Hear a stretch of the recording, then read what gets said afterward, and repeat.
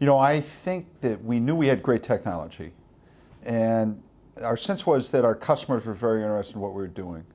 I think what helped us was the fact that oil, between 2004 and 2007, went from maybe $20 a barrel to 60, and energy efficiency and greenhouse gas emission reduction, overlap, maybe 80%.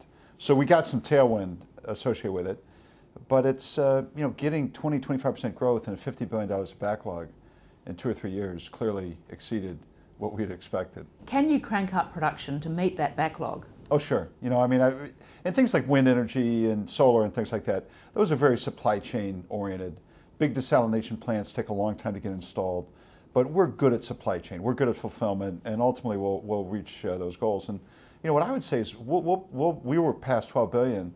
We'll be greater than 14 billion this year, and that's despite the fact that we've actually sold some of the businesses that were part of the original eco promise, like plastics and things like that. So, it was just, I don't know, we got lucky on this one. Our timing was good, and one of the things that's great about GE is our technical breadth is unmatched. There's just no company in the world that can do the sets of financing things and technology applications the way we can. What's the product that you're most proud of? Oh, what I would say is the hybrid locomotive is true innovation. In other words, it is great battery technology put inside a locomotive that was already the most energy efficient and lowest NOx emitting product that we'd had. And it's maybe 2 generations ahead of the competition. It can be applied around the world, and it just fits the customer need and the broad environmental need. So I don't play favorites on any of them, but it is pretty slick. What sort of demand are you seeing for that? Well, it's going to be launched, I'd say it'll be commercialized in the next 2 years, because what you have to do is you have to get maybe 100 locomotives on the road, prove out the quality and things like that. But I'd say once it gets proven, it's going to be, maybe 500 to 1,000 locomotives a year just in the United States, because it saves 10 or 15% fuel. So that's, the CFO of a railroad doesn't have to do a lot of analysis to say this is what we ought to be investing in. Were you a climate skeptic? Yes. I would say not necessarily a climate skeptic, but I had grown up in a world where environmentalists of all kinds were the enemy of business and never the friend. So, I grew up in our plastics business, was the first business I worked in. We had a lot of EHS criteria, and I was always a huge skeptic of their motives. What changed you? I'd say 2 things. One is I'm a big believer in technology, and in many ways I'm a purist along those. In other words, I believe that innovation and science are what differentiates this company. It's what makes the world go round. And I saw the technology evolve that could solve some of these problems.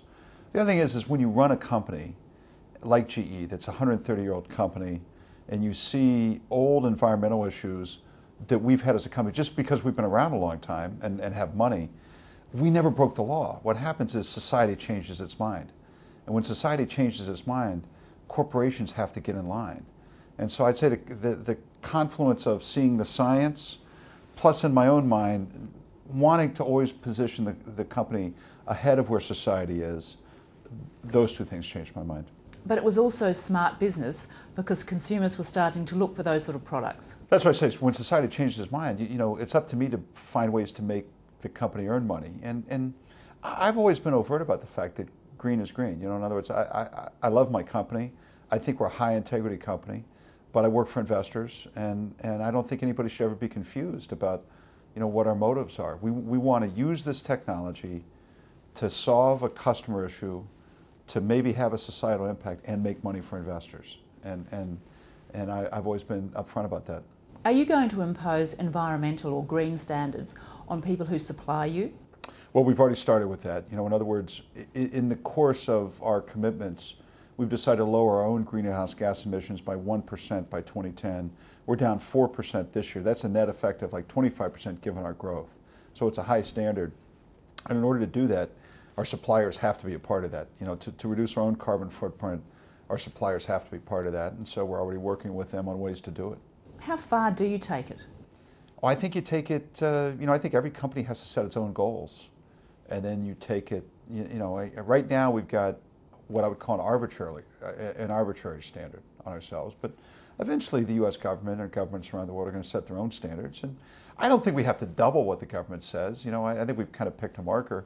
But once you pick your marker, you have to make sure that you can comply with it, and all your suppliers have to get in line with that. Do you think that we need carbon trading or a carbon tax? Do you have a view? I think there should be a market. In other words, what I would say is that every government should put in, you know, I view it almost as a triangle. One side is energy security, one side is greenhouse gas emission reduction, one side is economics.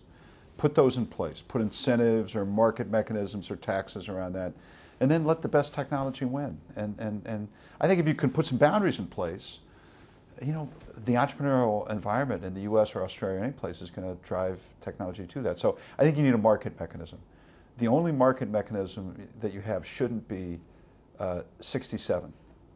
You know, in other words, whatever the price of oil was yesterday shouldn't be your energy policy, and that's kind of what we've got today. And I think that's, you know, a 1-second market mechanism can't set a long-term strategy on energy policy and environmental policy for a country or a government or anybody else.